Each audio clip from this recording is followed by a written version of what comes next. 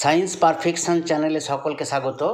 আজকে পড়া হবে রোধের সমবায়, কম্বিনেশন অফ রেজিস্ট্যান্সেস। একই বর্তনীতে একাধিক রোধের বিশেষভাবে যুক্ত হওয়াকে রোধের সমবায় বলে।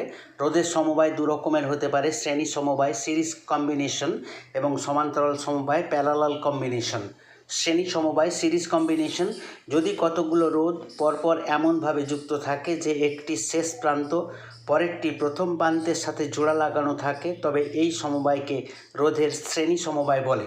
এখানে একটি রোধের শ্রেণী সমবায় দেখানো হয়েছে। R1, R2, R3 এই তিনটি রোধকে শ্রেণী সমবায়ে যুক্ত করা হয়েছে। এক্ষেত্রে তুল্য রোধ হবে R = R1 + R2 + R3।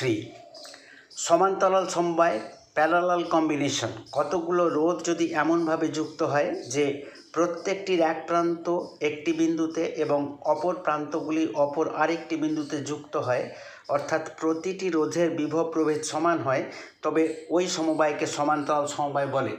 চিত্রে একটি সমান্তরাল সমবায় দেখানো হয়েছে। R1, R2, R3 এই তিনটি রোধকে সমান্তরাল সমবায়ে সাজানো হয়েছে।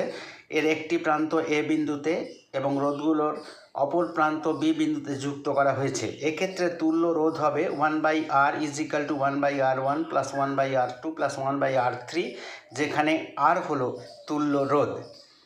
শ্রেণী সমবায়ের তুল্য রোধ সমবায়ের যে কোনো রোধ অপেক্ষা বেশি হয় এবং সমান্তরাল সমবায়ের তুল্য রোধ সমবায়ের যে কোনো রোধ অপেক্ষা কম হয়। ক্লাসটা ভালো লাগলে একটি লাইক দেবে, বন্ধুদের সাথে শেয়ার করবে এবং চ্যানেলটিকে সাবস্ক্রাইব করবে।